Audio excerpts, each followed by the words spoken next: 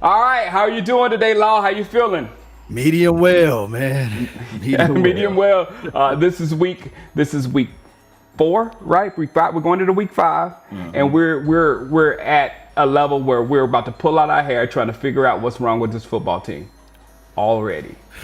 I just know that, we keep getting in our way. The offense looked like we had a lead, and then all of a sudden we want to say, hey, let's make it difficult for us, and we gave the ball back to the defense. And we had everything in front of us, but we refused to make the necessary adjustment on the front end, meaning that you put is that a new thing? Cowboys refusing to make adjustments. That's from day one. All right, well, we've been waiting for this game, and now we're kind of a little nervous about the Dallas Cowboys versus the New York Giants. Now, it's not. I'm not very nervous, but some people are. How are you feeling about this game? I feel medium with this game. I would say, we're going to walk right in here in Dallas, and we're just going to punch them right in the face, right? We're going to punch the New York Giants right in the face. But I look at it like this. Anything can happen. I don't think they can score on us. So that's the only thing that I'm holding close. I know our issues and all our issues, but the one thing we can do, we can put the ball in the end zone. And they have Jason Garrett, and they haven't shown the ability to do that yet. So that's why I'm not too worried. Everybody may think at this point, if you know what I'm saying. Right. That's just how it goes. I wasn't worried about Baker Mayfield last week, but then all of a sudden, even though he didn't beat us last week, right? Right. No, it wasn't him. He passed for like 100 and some yards. Right.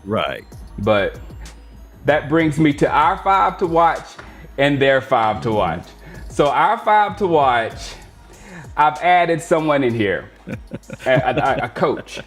And Law, last week, I was so rushing doing all this stuff or whatever that I did not think about who was the offensive line coach, offensive coordinator, what he is, Callahan for Cleveland.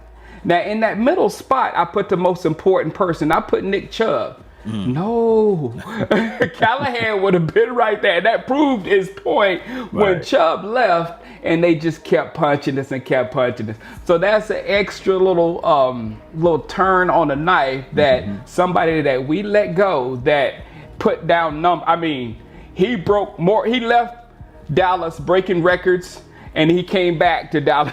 Oh my goodness. So I have to put, of course, Ezekiel Elliott in the middle because he's the focus of everything. We got to get him going. But the person who has to get him going is beside him, Kellen Moore. Now, you first talk about Kellen Moore, and then I will. Well, Kellen Moore is right where he left off at last year. We're on pace to being number 1 offense as it relates to total yards or what have you. So I don't think that we have an issue as it relates to passing the rock. I think that's his forte. I think that's what he can do. He can set up plays for the passing of the ball. But getting Ezekiel Elliott involved, man, that's where we having struggles at. I don't think that he knows how to put that all together right now. I did that last week too. And my thing, we talked about this week 1. I think we talked about it on camera. I don't know if we did or not, but Jason Garrett is half of Kellen Moore's brain. Wow. The other half is Scott Linehan. Oh Lord! Kellen Moore's entire professional existence has been around those 2 guys. He went straight to Linehan first as a player, and then to Dallas. Linehan and Garrett had him. So now Garrett's going to know. And for what I'm thinking, Garrett's going to know everything that's in this kid's mind. True. It's not the other way around, because this was the pupil. So Jason Garrett still knows other stuff. But this kid, he's going to need help this week. He's going to have to bring other things into his game, into his mind that he's never had before. Because we're going to have to implement that on the New York, because it's a little extra advantage if the other team actually knows what you're doing, that you can throw talent out the window at that point. So that's what I'm worried about Kellen Moore. Yeah, knowing the opposition's weaknesses is a thumbs up for, I guess, Jason Garrett. He knows what Kellen Moore's weaknesses are, and on top of that, he knows everything to do about Ezekiel Elliott. He knows everything to do about Dak Prescott, and I think that Jason Garrett, he's what, third or second generation as it relates to scouting. His father used to scout, and I think his father used to scout. So he knows how to scout. That's one thing I can't say against Jason Garrett. He knows how to scout. And we have Dak Prescott. I don't know. I mean, you know, the Dak Prescott's haters are out there. They bother me. No. You came on here with an attitude because of Dak hater. Right. I did not. This is the first week. I did not make an after game video because I made one and I didn't feel like taking it up because I was so mad at the Dak people. And that's sad. That's sad. It took me like a day and a half to get over, you know, all the Dak haters and all the hate that Dak was getting. And I just don't know what else you expected this guy to do. You know, and the one argument you brought me on this is this Tom Brady kid that's doing on, but that's the GOAT. You know, he's thrown pick sixes and had a team and got coaches around him. That it's not just him, but I know you're seeing this just him, but it's not just him. But even if it was just him, he's the GOAT. Right. Flat out GOAT. Tom Brady is the GOAT. So I don't know what else to expect from Dak Prescott. I'm okay with him, and we need to worry about the other side of the ball. Now, my two guys I got on this list, the players to watch, it's like to the point they need to do something to go. There's a whole bunch of players like that. They need to do something to go. Darren Thompson, he needs to go. All I mean, do something to go. And that's number one is Poe. Poe, you done had Snacks talking about he wants to come. Man, do something to go. What do you think? Man, here's the situation with this. The Cowboys made their bed for Poe, and they didn't want to pick up Snacks. They didn't want to pick up anybody else that was out there on the market. So we haven't really seen that much of Poe so far. We know that it's a two-gap system, but we don't really see the value of what we are really wanting out of him right now. He's getting moved around like old furniture, and he's not making a lot of plays. But he's been okay as it relates to running because they're not running the ball his way. But we need a little bit more from him. Hopefully it'll be this weekend. Yeah, and we need a lot of more from DeMarcus. Yeah, you said it right. See it, DeMarcus. See, yeah. I put, you see the name. I got it's DeMarcus right there. Right. But people, I saw the last video. People were coming to his defense and say he's not playing as bad as he was, and then he puts up another pretty non-impressive game out there. So, what do you think about this guy, man? Well, I know the low-hanging fruit would be the fact that, you know, Taco Charlton got 2.5 sacks or 2 sacks, 3 quarterback hits, and on top of that, it looks like Kerry Hyder. I'm gonna throw Kerry Hyder out there too. Yeah, Kerry Hyder. Oh my goodness! I was watching it, even though they lost, I was rooting for them. 49ers versus the Eagles. Kerry Hyder was doing some work action over there. So it's like, hey, DeMarcus, show up. And I know he said F all of you guys, this as far as the media and the fans out here that's talking ill will of him. You know the craziest thing of it, Shango? What's that? DeMarcus talking all that heat action online. All we want to do is see what he's going to do against the O-line. You know what I'm saying? Yeah. Bring that heat action to the O-line. F the O-line. Don't F us. We as fans, we only saying harsh things because we want to see some productions out of you. Exactly, because our feelings are hurt. You hurting our feelings. Yeah. That's the only reason. Yeah. So, all right, let's go on the other side of the football. And, hey, look, man, I'm telling you, I'm trying to be as good as I can. It was so hard to find 5 people to watch on that football team. If they beat us, I'm going to be so upset. But let's talk about the man in the middle. Go ahead. What do you think about facing him? How you doing, guys? Well, here's the situation. They're 0-4 right now. So they average one touchdown a game and a field goal.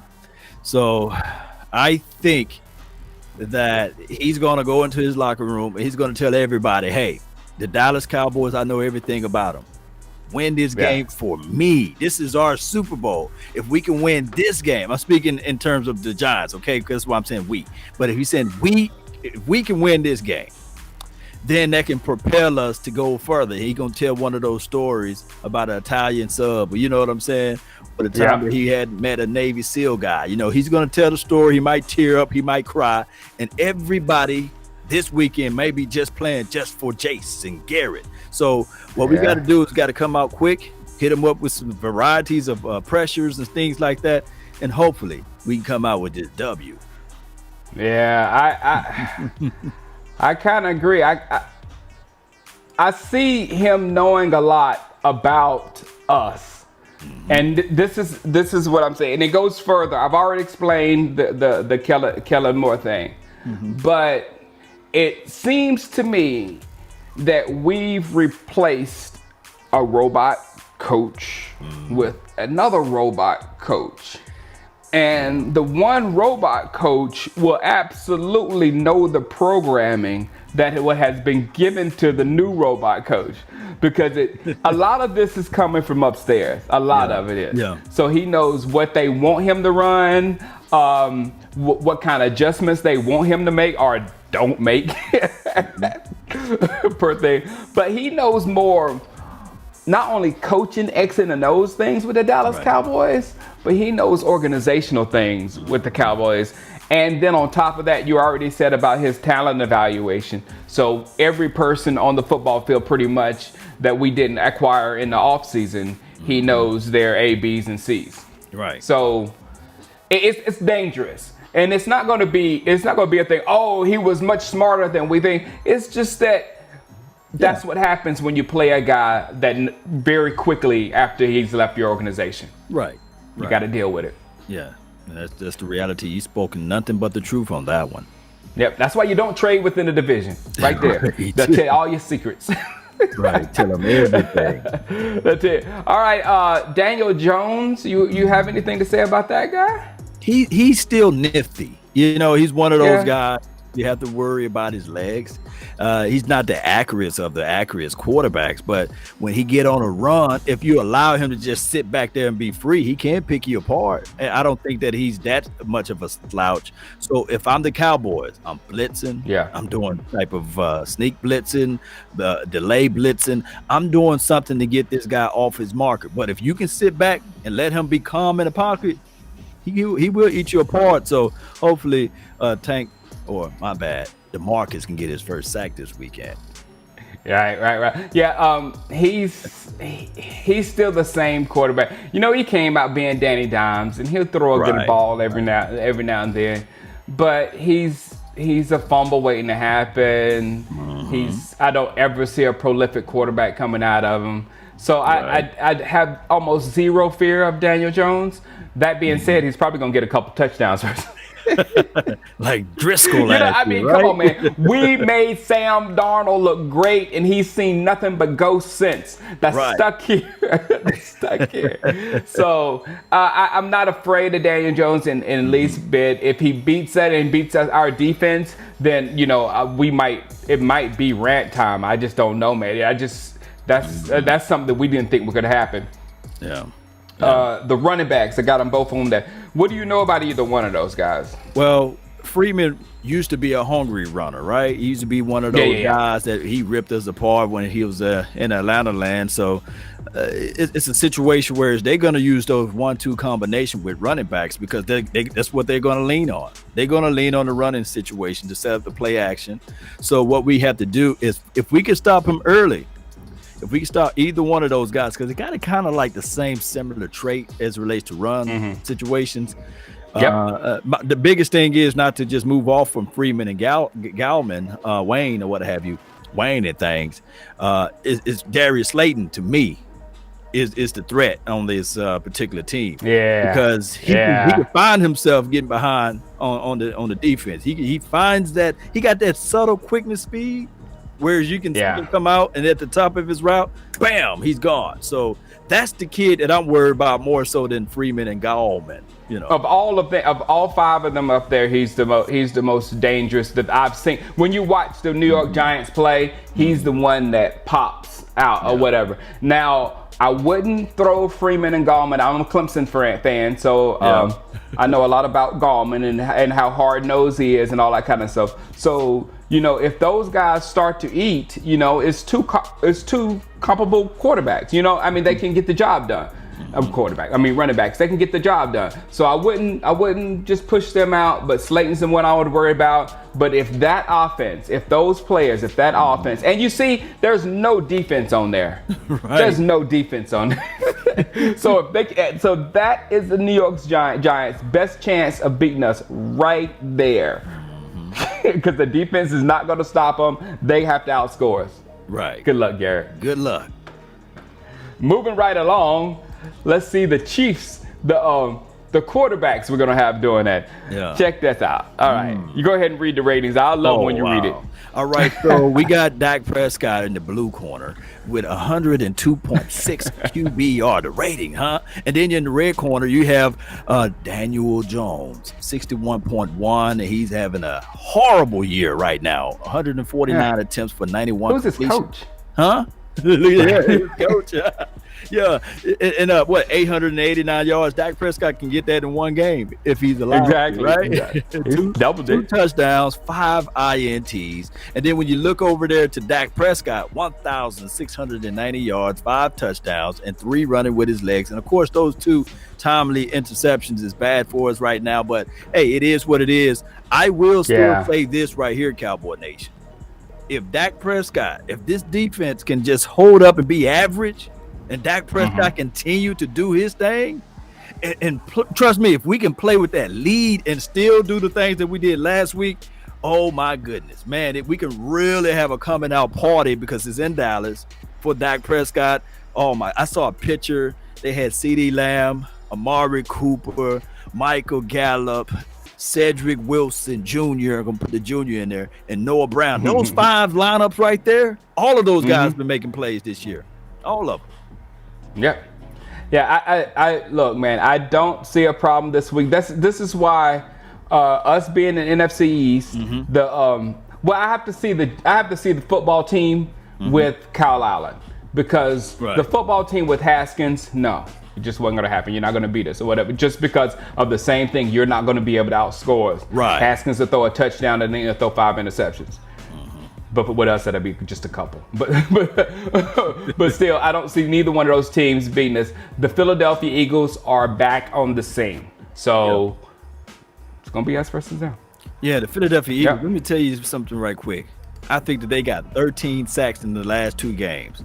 That front four for that particular team on the defensive side of the ball, the rotation that they got, and I'm not praising the Philadelphia Eagles, but you know I love defense, and that's what they're able to do. You see the offense is trash right now. I mean, Carson Wentz, he can't hit water if he fell off a boat, but that front four is making everything. You know what's going through my head when you're saying that? The reports of Tyron being possibly gone for the season.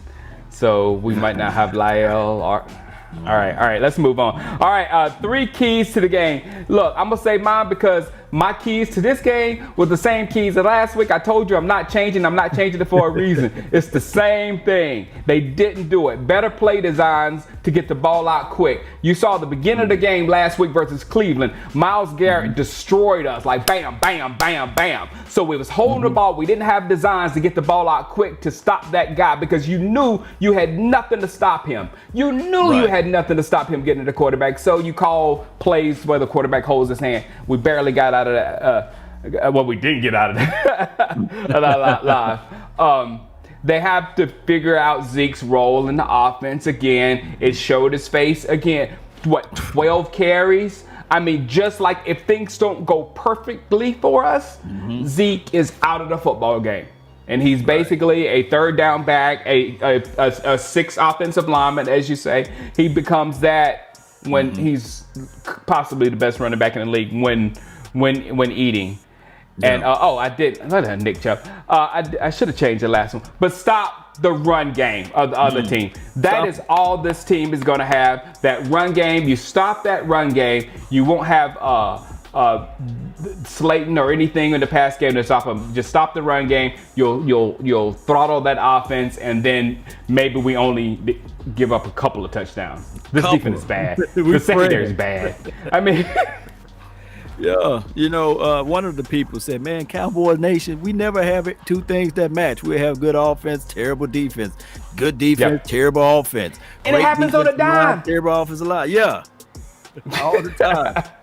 Go ahead. Hey, and then let me listen to your keys to the game. It's like it's a broken record, whatever it sounds like. Go ahead.